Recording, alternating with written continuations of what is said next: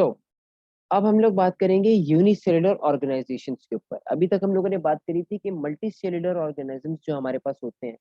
अपनी video of कर लें, अंजलिना अपनी वीडियो ऑफ कर लें। हमारे पास मल्टी सेलुलर ऑर्गेनिजम्स जो हमारे पास थे, जिनके अंदर एक से ज्यादा सेल्स मौजूद होते हैं, उनकी ऑर्गेनाइजेशन हमने पढ़ ली कि वो प्रोटोप्लाज्म से सेल बनाते हैं, सेल से टिश्यू पे जाते हैं, टिश्यू से वो ऑर्गन्स बनाते हैं, ऑर्गन से ऑर्गन सिस्टम से वो ऑर्गेनिज्म बनाते हैं।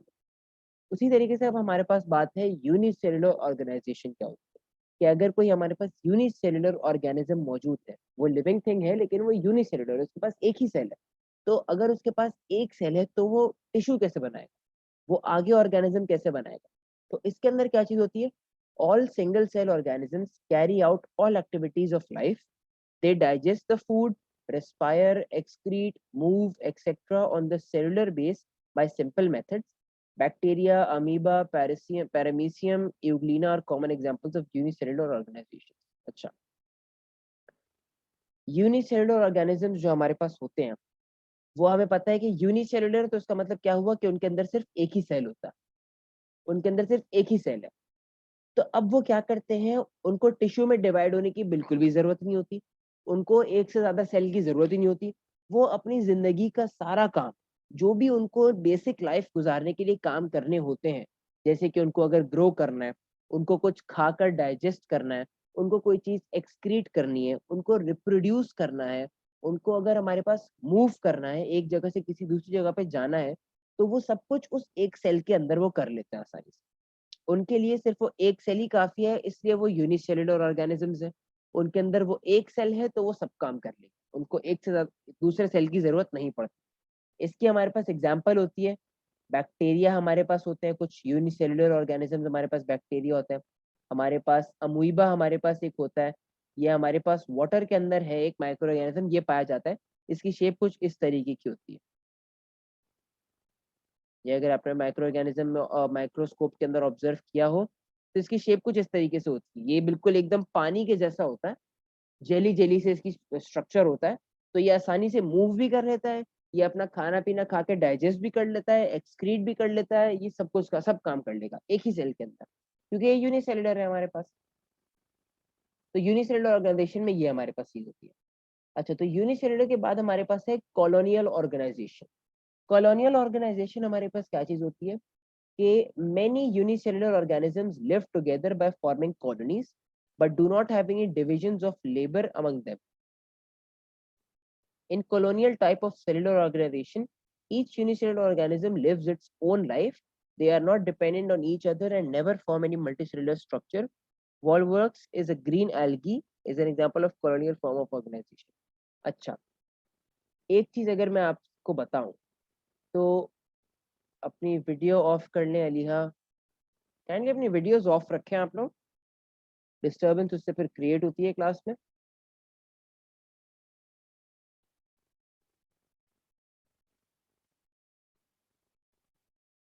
कॉलोनियल ऑर्गेनाइजेशन मेरे पास क्या चीज होती है कि जैसे हमने मल्टी सेलुलर के ऑर्गेनाइजेशन लेवल के अंदर पढ़ा था कि एक इलाके में हमारे पास काफी सारी स्पीशीज मौजूद होती है, ठीक है।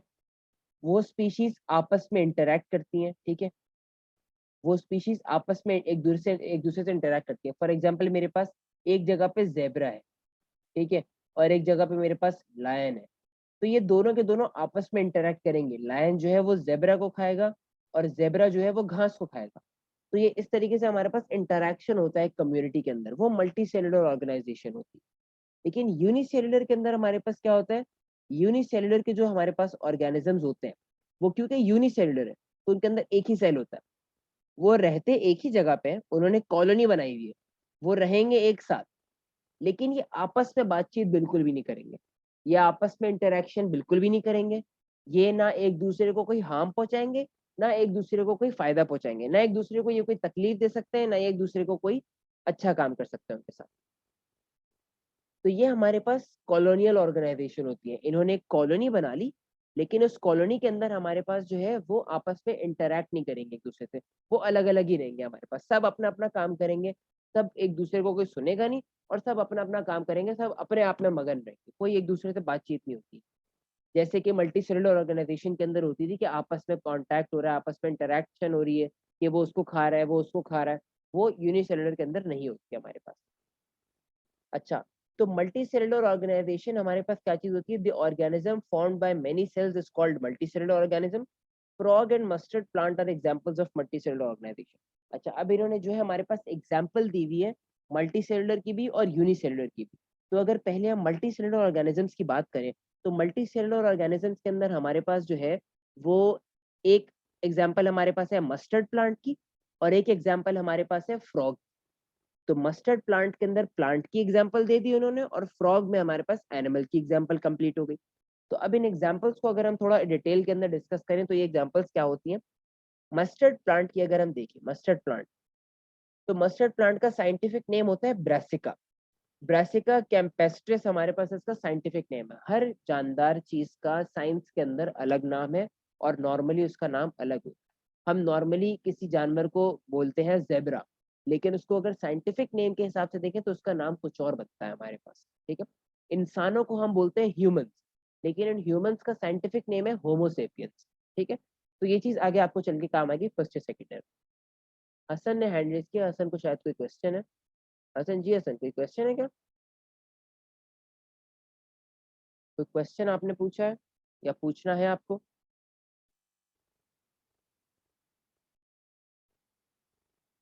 हसन को कोई क्वेश्चन पूछना है क्या? हसन चैट के अंदर टाइप कर दें अगर क्वेश्चन है तो। जी पूछे।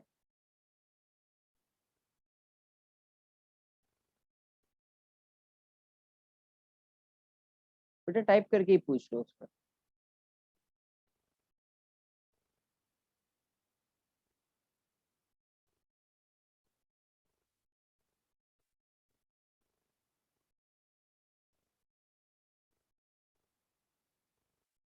अच्छा चलिए, आप माइक जो है आप अपना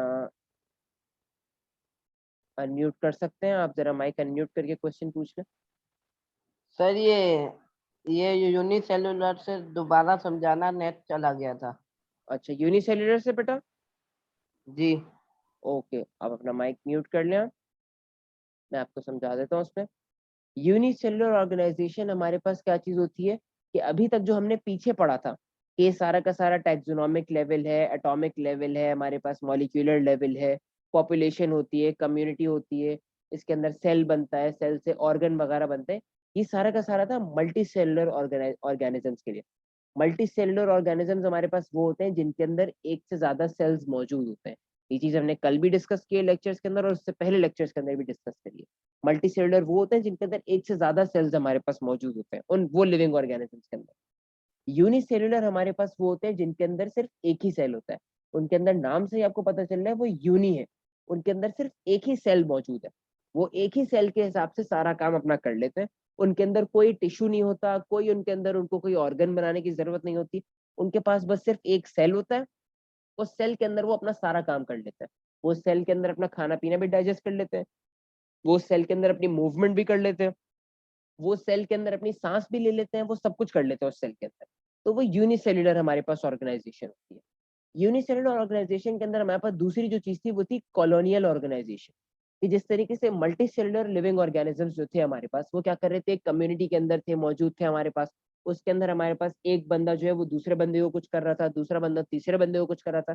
फॉर एग्जाम्पल, मैंने एग्जाम्पल दी थी कि हमारे पास घास फूस है, तो उस घास फूस को जेबरा खाता है, और जेबरा को लायन खाता है। तो ये हमारे पास एक तरीके से एक इंटरेक्शन चल रही है, कम्युनिटी बनी हुई, डिफरेंट स्पीशीज है यहाँ पे। लेकिन यूनिसेलुलर जो हमारे पास और ऑर्गेनाइजेशन होती है, उसके अंदर कॉलोनियल ऑर्गेनाइजेशन होती है। कॉलोनियल क्या, वो एक कॉलोनी बना लेते हैं। कॉलोनी से मुराद हर कोई वहां पे करीब करीब तो होगा, लेकिन वो आपस में कोई इंटरेक्शन नहीं करेंगे। आपस में उनकी कोई बातचीत नहीं होगी, आपस में वो कोई काम नहीं करेंगे। वो सिर्फ अपना काम करेंगे बस। अपने काम से काम मतलब रखेंगे वो। बाकी किसी के काम में वो कोई इंटरफेयर नहीं करेंगे, कोई दखल अंदाजी नहीं होगी। वो सिर्फ अपना अपना काम करेंगे। ये कॉलोनियल ऑर्गेनाइजेशन होती है। अब हम बात कर रहे थे मल्टी सेलुलर ऑर्गेनाइजेशन के अंदर। अगर अभी भी क्लियर नहीं हो तो मैसेज कर देना बेटा।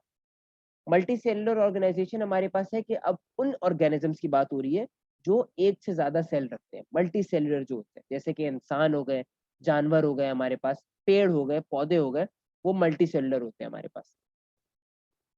मल्टीसेलुलर की पहली एग्जांपल है हमारे पास मस्टर्ड प्लांट।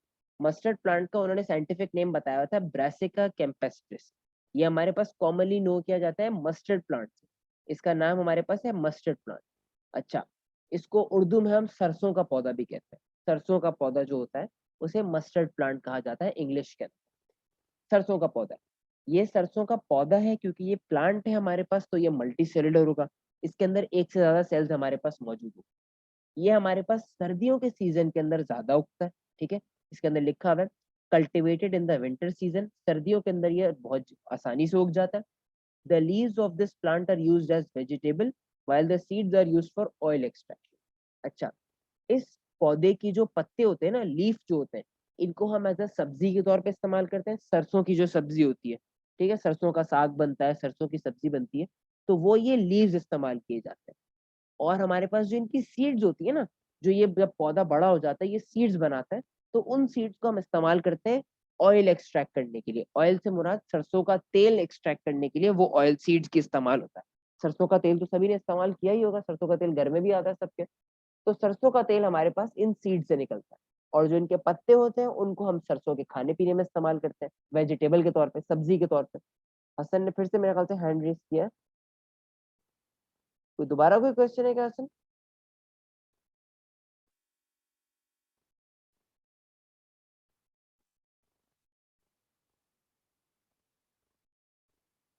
ओके, कोई क्वेश्चन नहीं है। अच्छा जी, तो इसके अंदर हमारे पास क्या चीज है, the length of this plant, the length of this plant is 1 to 1.5 meter. This plant has two parts, the vegetative part which consists of root, stem and leaves, and reproductive part which consists of flowers. Each flower is yellowish in color and produces seeds. अच्छा, इसके अंदर हमारे पास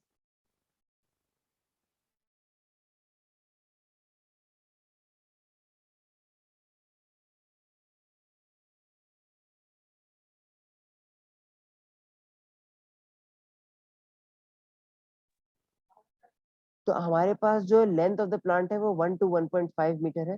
ये plant जो है दो parts के अंदर डिवाइड होता है हमारे पास। दो पार्ट्स के अंदर इस तरीके से डिवाइड होता है कि एक पार्ट इसका वेजिटेटिव पार्ट होता है और एक पार्ट इसका रिप्रोडक्टिव पार्ट होता है।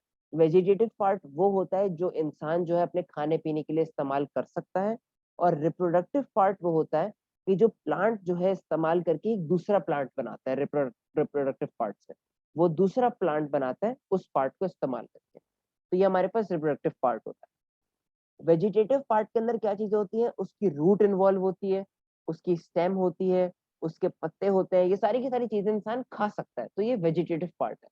बाकी जो रिप्रोडक्टिव पार्ट हमारे पास आ जाता है, वो रिप्रोडक्टिव पार्ट में हमारे पास फ्लावर्स आ जाते हैं, इसके फूल जो होते हैं, क्योंकि इसके फूल के जरिए हमारे पास इसकी रिप्रोडक्शन होती है, तो वो रिप्रोडक्टिव पार्ट के अंदर आ जाता है। ये हमारे पास मस्टर्ड प्लांट है। उसके बाद हमारे पास है फ्रॉग। फ्रॉग हमारे पास एक और मल्टी सेलुलर ऑर्गेनिज्म है। ये मल्टी सेलुलर ऑर्गेनिज्म हमारे पास है, इसका मतलब इसके अंदर एक से ज्यादा सेल्स है। ये हमारे पास एनिमल की फॉर्म में होता है। इसका साइंटिफिक नेम हमारे पास दिया हुआ है राना टिग्रीना। ठीक है, राना टिग्रीना इसका साइंटिफिक नेम है।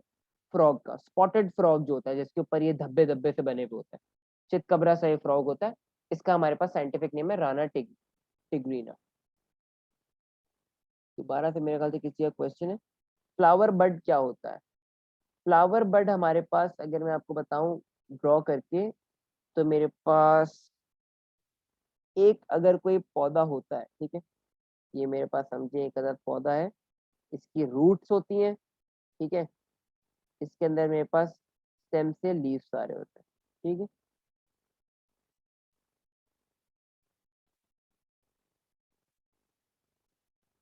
लेकिन एक वक्त आता है कि ये प्लांट के ना हमारे पास यहाँ पे फ्लावर्स निकले हुए होते हैं जगह जगह। आपने कभी, जैसे आपने कभी वो देखा है कि फ्लावर्स जो होते हैं, एक तो होता है खिला हुआ फूल होता है, ठीक है, जो पूरा फूल हमारे पास होता है, एक हमारे पास फूल की कली होती है। कि फ्लावर बड हमारे पास होता है वो इस तरीके के शेप का होता है, वो एक बल्ब की शेप में होता है। वो होता फूल ही है लेकिन वो बंद हुआ हुआ छोटा सा हमारे पास फूल होता है। एक वक्त आता है कि वो थोड़े टाइम के बाद पूरा फूल बन जाता है, वो पूरा का पूरा फूल बन जाता है। तो ये मेरे पास फ्लावर बड होती है, ये खुलती है अंदर से और ये ग्रो होता है जब हमारे पास, तो ये फ्लावर बन जाता है। ये हमारे पास फ्लावर बड कहलाई जाती है। जिस तरीके से ये देखें, ये पूरा का पूरा एक फ्लावर था, पूरा खिला हुआ। ये छोटा सा एक फ्लावर है, ये फ्लावर बड है हमारे पास, और ये इसका फ्रूट है जिसको हम इस्तेमाल करते हैं खाने पीने के लिए। ये इसका यंग लीफ है, ये इसके पुराने लीव्स हैं जो झड़ने वाले, ये इसकी रूट है और ये इसकी स्टेम है। ये हमारे पास मस्टर्ड प्लांट के अंदर पार्ट्स होते हैं। क्लियर हो गया होगा। फ्रॉग हमारे पास, फ्रॉग पीते हैं हम। फ्रॉग हमारे पास जो है, हमारे पाकिस्तान के अंदर जो फ्रॉग पाया जाता है ना मोस्टली, वो ये वाला फ्रॉग होता है, स्पॉटेड फ्रॉग इसे कहते हैं, या फिर राना टिग्रीना भी कहते हैं इसको साइंटिफिकली। तो ये फ्रॉग हमारे पास सबसे कॉमन होता है, ये मल्टी सेलुलर एनिमल है, ये हमें पता है, ये पानी के अंदर भी रह लेता है, ये जमीन के ऊपर भी रह लेता है।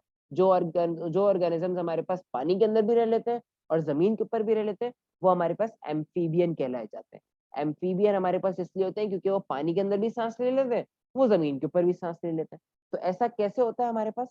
All organs are made of different tissues such as epithelial, glandular, muscular, nervous, etcetera. Frog lives near ditches, pools, ponds, stagnant stream, and slow-moving rivers. It feeds on small insects. किसी भी लिविंग ऑर्गेनिज्म के अंदर different organs हमारे पास होते हैं, ठीक है। Different organs हमारे पास डिफरेंट टिश्यूज से बने होते हैं, वो तो हमने पढ़ा है। तो ये जो आगे नाम लिखे हुए ना हमारे पास डिफरेंट टिश्यूज, एपिथेलियल टिश्यू होता है, ग्लैंडुलर टिश्यू होता है, मस्कुलर टिश्यू होता है, नर्वस टिश्यू होता है। तो नर्वस टिश्यू से जो हमारे पास ऑर्गन बनेगा वो नर्वस सिस्टम का ऑर्गन बनेगा। मस्कुलर टिश्यू से जो ऑर्गन बनेगा वो मस्कुलर सिस्टम का ऑर्गन होगा हमारे पास। तो इस तरीके से हमारे पास ऑर्गन्स अलग अलग होते हैं, और वो ऑर्गन्स जो होते हैं वो अलग अलग किस्म के टिश्यू से हमारे पास बने होते हैं, क्योंकि उन सबके सेल जो होते हैं वो अलग अलग टाइप के होते हैं। तो अगर मैं फ्रॉग की बात करूं तो फ्रॉग की एक्टिविटी हमारे पास क्या है? Identification of organs and organ system in a dissected frog. या आप लोगों को एक्सपेरिमेंट करवाया जाएगा स्कूल्स के अंदर, लैब के टाइम पे आपको करवाया जाएगा कि आपको एक फ्रॉग दिया जाएगा, उस फ्रॉग को आपको डाइसेक्ट करना होगा, मतलब उसको बीच में से आपको काटना होगा, और उसके अंदर आपको ऑब्जर्व करना होगा कि भाई इसके अंदर क्या क्या पार्ट्स है। उन पार्ट्स को आपको लेबल करना होगा, भी फ्रॉग के अंदर ये भी चीज होती है, फ्रॉग के अंदर वो भी चीज होती है। ये इस तरीके का होता है हमारे पास। ये हमारे पास फ्रॉग का हो गया। उसके बाद हमारे पास है आइडेंटिफिकेशन, ये तो एक्टिविटी हो गई। मटेरियल इसके अंदर क्या रिक्वायर्ड होता है हमारे पास? एक प्रिजर्व फ्रॉग हमारे पास रिक्वायर्ड होता है, एक डायसेक्शन किट हमारे पास होती है जिसके अंदर ब्लेड वगैरह मौजूद होते हैं, एक डायसेक्टिंग की ट्रे हमारे पास होती है, और हमारे पास पिन्स होती है। उस फ्रॉग को हम बीच में से कट करते हैं, उसके अंदर हम पिन्स लगा लगा के हम उसको लेबल करते हैं कि भाई ये चीज हमारे पास ये होती है, ये चीज ये है, ये चीज ये ऑर्गन है, ये चीज ये ऑर्गन है। प्रोसीजर इसका क्या होता है? हम प्रिजर्व फ्रॉग को ट्रे के ऊपर रखते हैं, उस ट्रे के ऊपर उसको उल्टा करके रखते हैं, उसकी पीठ के ऊपर रखते हैं, ठीक है। और फिर उसके बाद हम उसको पेट के हिसाब से उसको लाइन से सीधा काटते हैं, उसको वर्टिकली हम काटते हैं, ठीक है। उसकी जो हाथ पैर होते हैं उसको हम पिन के जरिए साइडों में दबा के रख लेते हैं, ठीक है, ताकि वो हाथ पैर हमारे पास सामने ना आए, वो हाथ पैर साइडों में हम रखते हैं। इस तरीके से हम उसको डायसेक्ट करते हैं, और डायसेक्ट करने के बाद हम उसको ऑब्जर्व करते हैं। ये हमारे पास बेसिक एक्टिविटी है, तो ये आपको एक्सपेरिमेंट्स के अंदर कराया जाएगा। फ्रॉग के अंदर हमारे पास डिफरेंट ऑर्गन्स हमारे पास मौजूद होते हैं। फ्रॉग के ऑर्गन्स अगर हम देखें तो हमारे पास माउथ होता है, बकल कैविटी है जो माउथ का पूरा इलाका होता है, फेरिंग्स होता है, यूसोफेगस है, स्टमक है। ये सारे के सारे ऑर्गन्स जो होते हैं सारे के सारे एक ही जगह पे होते हैं, जिसको हम डाइजेस्टिव सिस्टम कहते हैं, ठीक है। क्योंकि इन सबका काम जो है वो डाइजेशन के अंदर होता है हमारे पास, तो इसलिए डाइजेस्टिव सिस्टम के अंदर आता है। अगर सर्कुलेटरी सिस्टम के अंदर बात करें तो उसके अंदर हमारे पास ट्रांसपोर्ट होती है। तो ट्रांसपोर्ट के लिए हमारे पास ब्लड होता है। ब्लड को ट्रांसपोर्ट करने के लिए क्या क्या चीजें चाहिए होती हैं? हार्ट हो गया, एट्रिया हो गया, वेंट्रिकल हो गया हार्ट के अंदर, एओर्टा हो गया, वेना केवा हो गया, सारी की सारी वेन्स है हमारे पास, ये सर्कुलेटरी सिस्टम के अंदर आ जाती है। उसी तरीके से रेस्पिरेटरी सिस्टम के अंदर हमारे पास लंग्स होते हैं, ट्रैकिया होता है, हमारी नाक होती है, नॉस्ट्रल्स होती हैं, ये सारा रेस्पिरेटरी के अंदर आ जाता है। उसके बाद हमारे पास किडनी है, यूरेटर है, यूरिनरी ब्लैडर है, ये हमारे पास एक्सक्रीटरी सिस्टम के अंदर आ जाता है, कि हमारे पास जो एक्सक्रीशन होता है यूरिन का, वो किस तरीके से एक्सक्रीट होता है, वो एक्सक्रीटरी सिस्टम में आ गया। उसके बाद हमारे पास रिप्रोडक्टिव सिस्टम होता है, कि वो टेस्टिस हमारे पास होते हैं, हमारे पास ओवरीज होती हैं, ओविडक्ट होती हैं। ये हमारे पास मेल टू फीमेल हमारे पास उनके जेनेटिक्स, हमारे पास उनके रिप्रोडक्टिव सिस्टम होता है, कि मेल्स का रिप्रोडक्टिव सिस्टम कैसा होता है और फीमेल्स का रिप्रोडक्टिव सिस्टम कैसा होता है। उसी तरीके से नर्वस सिस्टम भी हमारे पास है। नर्वस सिस्टम में ब्रेन है, स्पाइनल कॉर्ड है और नर्व्स होती है हमारे पास। तो ये डिफरेंट ऑर्गन्स हैं जो हर लिविंग ऑर्गेनिज्म के अंदर होते हैं, और वो ये ऑर्गन सिस्टम बनाते हैं। तो अगर आपसे कोई पूछ ले पेपर के अंदर कि माउथ जो हमारे पास ऑर्गन है ये कौन से ऑर्गन सिस्टम का पार्ट है, तो आपका आंसर होना चाहिए कि माउथ जो होता है वो डाइजेस्टिव सिस्टम के अंदर आता है। उसी तरीके से अगर कोई आपसे पूछ ले कि स्पाइनल कॉर्ड जो है वो कहाँ पे इन्वॉल्व होती है, कौन सा सिस्टम के अंदर, तो आप बोलेंगे भाई स्पाइनल कॉर्ड जो है वो नर्वस सिस्टम के अंदर इन्वॉल्व होती है। ये हमारे पास फ्रॉग की डायसेक्शन दी हुई है कि इस तरीके से वो डायसेक्शन हमारे पास फ्रॉग की होती है, इसके अंदर आप उसकी लेबलिंग करते हैं फ्रॉग की। Draw the label diagram of a dissected frog. अब ये इन्होंने फ्रॉग आपको दिया हुआ है, इस फ्रॉग की आपको डायसेक्टेड डायग्राम, आपको जो डायग्राम दी हुई है इसको आपको लेबल करना होता है। तो अगर हम इसको लेबल करें तो इसको लेबल किस तरीके से करेंगे, ये जो चीज ये एरो आ रहा है ये हमारे पास हो जाता है माउथ, ठीक है, क्योंकि ऑब्वियसली बात है फ्रॉग का हमारे पास माउथ है। ये हमारे पास जो फ्रॉग के पीछे यहाँ पे बने हुए हमारे पास ये साइड में, ये फ्रॉग के गिल्स होते हैं हमारे पास। गिल्स हमारे पास नॉर्मली मछलियों के होते हैं क्योंकि उन्हें पानी के अंदर सांस लेनी होती है। अब हमारे पास फ्रॉग है, ये पानी के अंदर भी सांस लेता है, ये पानी से बाहर भी सांस लेता है, तो इसलिए हमारे पास इसके गिल्स होते हैं, ठीक है। ये हमारे पास इसकी आईज हो गई, ठीक है, ये वाले एरो से हमारे पास इसकी आईज आ गई। ये वाला एरो हमारे पास जो होता है ये इसका ब्रेन होता है, ठीक है, ये बीच में हमारे पास बना हुआ है, ये इसका ब्रेन हो गया हमारे पास। उसके बाद हमारे पास ये जो हमारे पास साइड में ब्लू कलर के बने हुए, ये हमारे पास इसके लंग्स होते हैं। लंग्स क्यों, क्योंकि ये पानी से निकल के अगर जमीन पे आएगा तो ये गिल्स के थ्रू तो सांस ले नहीं सकता, इसको लंग्स के थ्रू सांस लेनी होगी, तो ये लंग्स हमारे पास आ जाते हैं। ये ब्लू कलर के जो है हमारे पास ये लंग्स मौजूद है हमारे पास। उसके बाद ये जो हमारे पास बीच में रेड कलर का है ये हमारे पास स्टमक हो गया इसका, ठीक है, जाहिर सी बात है कुछ खाएगा तो इसका पेट है यहाँ पे।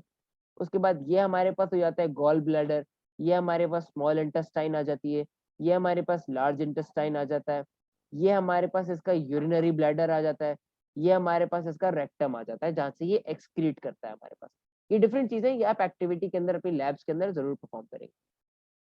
उसके बाद हमारे पास यूनिसेल्युलर ऑर्गेनिज्म की अगर बात करें तो यूनिसेल्युलर ऑर्गेनिज्म के अंदर हमारे पास अमीबा होता है। अमीबा हमारे पास एक ही सेल का, हमने एग्जांपल के अंदर पढ़ा था कि अमीबा हमारे पास क्या चीज होती है, वो यूनिसेल्युलर ऑर्गेनिज्म हमारे पास होता है। तो यूनिसेल्युलर ऑर्गेनिज्म हमारे पास क्या है, ये पानी के अंदर पाया जाता है मोस्टली। इसकी शेप भी मैंने आपको बना के दिखाई थी कि इसकी शेप कुछ इस तरीके से होती है, जेली लाइक इसका स्ट्रक्चर होता है। तो अमीबा के पास इरेगुलर सी शेप होती है, ठीक है, ये कीड़े मकोड़ों की तरह इसकी शेप होती है, ये एक ही सेल के ऊपर होता है, तो ये अपना सारा काम उस सेल के अंदर करेगा। इसको ग्रो करना है, रिप्रोड्यूस करना है, खाना खाना है, डाइजेस्ट करना है, एक्सक्रीशन कराना है, रेस्पिरेशन करनी है, मूवमेंट करनी है, जो भी काम इसको करना है ये अपने से एक सेल के अंदर कर लेगा। अमीबा हमारे पास हो गया। दूसरा हमारे पास एग्जाम्पल है वॉल्वॉक्स की। वॉल्वॉक्स भी हमारे पास एक किस्म का हमारे पास एक बैक्टीरिया होता है, ठीक है, ये एल्गी हमारे पास होती है, बैक्टीरिया होती है। आपने पानी के ऊपर देखा होगा अगर पानी कहीं पे खड़ा रह जाए काफी टाइम तक तो उस पानी के ऊपर ग्रीन ग्रीन से एक चीज आ जाती है, ग्रीन ग्रीन सी एक लेयर आ जाती है, बहुत चिकनी सी लेयर होती है हमारे पास, तो वो हमारे पास एल्गी होती है। उस एल्गी हमारे पास एक टाइप है वॉल्वॉक्स, ये भी हमारे पास एक किस्म की एल्गी है। अगर कहीं पे पानी अगर खड़ा रह जाए ना तो वहां पे ये एल्गी बन जाती है हमारे पास। तो ये एल्गी हमारे पास है, क्या है, volvox is a polyphyletic many ancestors genus of chlorophyte green algae. Chlorophyte green algae होती है, ग्रीन कलर की ये एल्गी होती है। इसको अगर माइक्रोस्कोप में देखेंगे तो इसके सेल्स कुछ इस तरीके के दिखते हैं।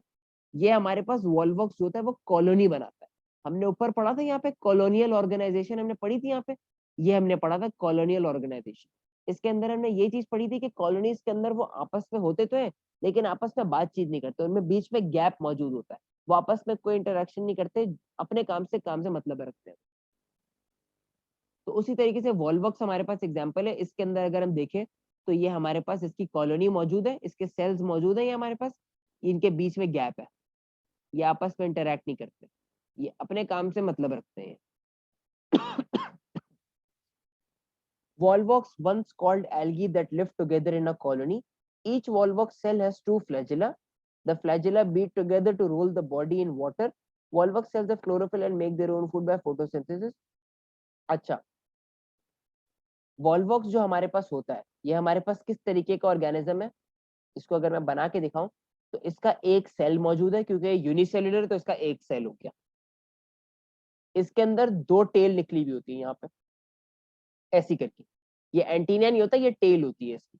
ये टेल क्या करती है, ये टेल इस तरीके से इसको मूव कराती है, ये टेल इस तरीके से मूव होती है और ये जो वॉल्वॉक्स का सेल है ये आगे की तरफ बढ़ना शुरू हो जाता है, इसको जहां भी मूव करना है ये आगे की तरफ बढ़ना शुरू हो जाएगा। इसके अंदर जो है क्लोरोफिल मौजूद होता है, जगह जगह क्लोरोफिल, क्योंकि ये ग्रीन कलर का है तो इसके अंदर क्लोरोफिल मौजूद होता है। तो इसके क्लोरोफिल से क्या होता है, ये खुद ही अपना खाना पीना बनाता है फोटोसिंथेसिस के साथ, और खुद ही ये उसके ऊपर सर्वाइव कर रहा होता है। तो ये हमारे पास वॉल्वॉक्स की हमारे पास एक किस्म की टाइप है। ये कॉलोनी ऑर्गेनाइजेशन बनाते हैं, ये आपस में इंटरेक्ट नहीं करते, आपस में इनकी बिल्कुल भी बातचीत नहीं होती, ये सिर्फ एक साथ एक जगह पर रह रहे होते हैं। इसी के साथ हमारा चैप्टर जो है ये वाला कंक्लूड हो जाता है। इसकी समरी अगर हम इस चैप्टर की देखें, तो इस चैप्टर की हमारे पास समरी क्या थी, इंट्रोडक्शन टू बायोलॉजी की, कि बायोलॉजी हमारे पास जो होती है वो लिविंग बीइंग्स की स्टडी होती है। लाइफ जो हमारे पास है उसके अंदर सर्टेन प्रोसेसेस होते हैं, जो मैंने बताया था, रेस्पिरेशन है, रिप्रोडक्शन है, ग्रोथ है, डेवलपमेंट है। बायोलॉजी हमारे पास 3 मेन डिविजन्स के अंदर डिवाइड हो सकती है, ठीक है, जूलॉजी, बॉटनी और माइक्रोबायोलॉजी, ठीक है। ये 3 डिविजन्स हमारे पास मेजर होते हैं जिनके अंदर डिवाइड हो सकती है। बायोलॉजी हमारे पास जो है दूसरे साइंसेस के हवाले से भी लिंक हो जाती है, बायोफिजिक्स हो गई, बायोकेमिस्ट्री हो गई, बायो इकोनॉमिक्स हो गई, बायो मैथमेटिक्स हो गई। इकोनॉमिकली बायोलॉजी हमारे पास बहुत जरूरी है फूड, मेडिसिन, फॉरेस्ट्री और फार्मिंग के हवाले से। अगर इकोनॉमिक के हवाले से बात करें, पैसे की टर्म्स में अगर हम बात करें, तो बायोलॉजी हमारे पास खाने पीने में, मेडिसिन में, फॉरेस्ट्री में, पेड़ पौधों में, इससे हमारे पास पैसे जनरेट हो सकते हैं इसकी बायोलॉजी से। उसके बाद हमने कुरानिक डिस्कशन किया था कि इस्लाम और बायोलॉजी के अंदर क्या कॉन्सेप्ट है हमारे पास, कि इस्लाम हमें क्या क्या हुक्म अहकामात देता है बायोलॉजी के हवाले से, और क्या क्या इन्फॉर्मेशन हम कुरान से निकाल सकते हैं बायोलॉजी के हवाले से। इसके बाद हमारे पास मुस्लिम साइंटिस्ट की बात हो रही थी कि मुस्लिम साइंटिस्ट का क्या रोल प्ले था, उन्होंने क्या क्या कंट्रीब्यूशन किए थे बायोलॉजी के हवाले से। उसके बाद हमने वेरियस लेवल्स ऑफ ऑर्गेनाइजेशन पढ़ी थी, मल्टी सेलुलर ऑर्गेनिजम्स की भी और यूनिसेलुलर ऑर्गेनिजम्स की भी, दोनों की हमने पढ़ी। मस्टर्ड प्लांट की भी पढ़ी, फ्रॉग की भी पढ़ी, अमीबा की भी पढ़ी और वॉल्वॉक्स की भी पढ़ी। इसके बाद हमारे पास था वेरियस लेवल ऑफ ऑर्गेनाइजेशन, हमने पढ़ा एक दुनिया के अंदर वेरियस लेवल ऑफ ऑर्गेनाइजेशन होते हैं, कि एलिमेंट से हमारे पास मैटर बनता है, उससे एटम्स बनते हैं, एटम से मॉलिक्यूल, मॉलिक्यूल से सेल, सेल से टिश्यू, वो पूरा का पूरा ऑर्गेनाइजेशन हमने पढ़ा। हमने ये चीज भी पढ़ी, पता चली कि भाई प्रोटोप्लाज्म जो है वो केमिकल बेसिस होता है लाइफ का, क्योंकि प्रोटोप्लाज्म वाटर से बना हुआ होता है, और अल्लाह ताला ने कुरान में भी लिखा है कि उन्होंने हर चीज को पानी से बनाया। तो पानी हमारे पास क्या हो गया, बेसिक केमिकल कॉम्पोनेंट हो गया life. Smallest unit of protoplasm is cell. Protoplasm के अंदर जो हमारे पास स्मॉलेस्ट यूनिट जो होता है सेल का, वो प्रोटोप्लाज्म होता है हमारे पास। ऑर्गेनिजम्स कुड बी यूनिसेलुलर और मल्टी सेलुलर। हमारे पास ऑर्गेनिजम्स जो होते हैं वो एक सेल वाले भी हो सकते हैं, वो यूनिसेलुलर होते हैं, और काफी सारे सेल वाले होते हैं, वो मल्टी सेलुलर हो सकते हैं। इसके बाद हमारे पास है brassica campestris is commonly known as mustard. सरसों का तेल, सरसों का हमारे पास ये मौजूद है, प्लांट होता है। राना टिग्रीना हमारे पास है, बायोलॉजिकल नेम है फ्रॉग का।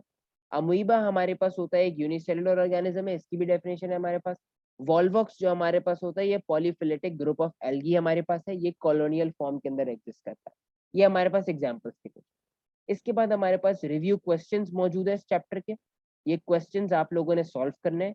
इस क्वेश्चंस की मैं पिक्चर खींच के ग्रुप के ऊपर डाल दूंगा। वो ग्रुप के ऊपर जो पिक्चर्स होंगी वो आपको ये सॉल्व करके मुझे पिक्चर भेजनी होगी, या फिर आप अगली क्लास के अंदर मैं आपसे पूछूंगा तो आपको ये आंसर आने होने चाहिए। ये मैं आपसे पूछूंगा आंसर्स, अगली क्लास जब हमारी होगी, नेक्स्ट टॉपिक स्टार्ट करने से पहले मैं ये क्वेश्चंस आपसे पूछूंगा, तो ये क्वेश्चंस के आंसर आपको आने चाहिए उसको। ये एमसीक्यूज हमारे पास है। फॉर एग्जांपल पहला एमसीक्यू अगर मैं सॉल्व कर दूं आप लोगों को, तो a localised group of organism that belongs to the same species is called. एक ही स्पीशीज की बात हो रही है और एक जगह के ऊपर वो स्पीशीज काफी सारी मौजूद है, तो अ लोकलाइज्ड ग्रुप है, एक ही स्पीशी है, तो वो मेरे पास पॉपुलेशन होती है। कम्युनिटी के अंदर अलग अलग स्पीशीज आ जाती है, तो कम्युनिटी आंसर नहीं हो सकता। पॉपुलेशन के अंदर एक ही स्पीशी की बात कर रहे हैं तो इसलिए पॉपुलेशन आ गई। उसके बाद हमारे पास डिफरेंट, हमारे पास ये एमसीक्यूज हैं, सारे आपको सॉल्व करने हैं। आप सॉल्व करके मुझे ग्रुप के ऊपर पिक्चर भी भेज सकते हैं, वो भी एक्सेप्टेबल है। और नेक्स्ट क्लास के अंदर जो हमारी होगी उसके अंदर नेक्स्ट टॉपिक स्टार्ट करने से पहले मैं आपसे क्वेश्चंस पूछूंगा, और आंसर आपको आने चाहिए उसके अंदर। मैं किसी से भी रैंडमली पूछ सकता हूँ, उसका माइक अनम्यूट करूंगा और उनसे बोलूंगा कि भाई आप जवाब दें इस सवाल का, तो आपको वो आना चाहिए जवाब जवाब। तो आपके पास ये बुक मौजूद होगी, आप ये पढ़ें और उसके बाद इन सवाल के जवाब आप भी लिखें। यही एमसीक्यूज हमारे पास रिपीट होने हैं। फिल इन द ब्लैंक्स हमारे पास मौजूद है, काफी इजी होती हैं ये भी। और उसके बाद हमारे पास ये डेफिनेशंस भी मौजूद है, डिफाइन द फॉलोइंग टर्म्स हमारे पास हैं ये। हमारे पास एक और क्वेश्चन है, distinguish between the following in tabulated form. Right, short answer question, हमें शॉर्ट आंसर्स के लिखने हैं इन क्वेश्चंस के, एक दो वर्ड के आंसर हो काफी है। और पार्ट 6 हमारे पास है, right detailed answer of the following question. तो आप लोग की नेक्स्ट क्लास वीकेंड आ चुका है आप लोगों का, तो इसलिए मैं ये पूरा का पूरा जो एक्सरसाइज है ये मैं आप लोग को दे दे रहा हूँ। ये आप लोगों ने करनी है। मैं इसकी पिक्चर खींच के ग्रुप के ऊपर डाल दूंगा, तो वो पूरी की पूरी जो पिक्चर्स हैं वो आपको सॉल्व करके अपनी कॉपी के ऊपर लिखें और उसकी पिक्चर खींच के आप मुझे भेज दें, ठीक है? या फिर जब मैं नेक्स्ट लेक्चर के अंदर आपसे क्वेश्चन करूंगा तो वो आपको जवाब पता होना चाहिए। ये चीज हमारे पास हो गई क्लियर। बाकी अब ये लेक्चर हमारे पास हो गया कंप्लीट। नेक्स्ट चैप्टर जो हमारा होगा वो सॉल्विंग अ बायोलॉजिकल प्रॉब्लम होगा, वो हम नेक्स्ट क्लास के अंदर डिस्कस करेंगे, लेकिन उससे पहले मैं आप लोगों का टेस्ट ऑब्वियसली होगा, ठीक है? अब हम क्लास करते हैं एंड, और उसके बाद आप लोगों से मुलाकात होगी अगली क्लास में हमारी, जो आई थिंक मंडे को होगी या शायद ट्यूसडे को होगी।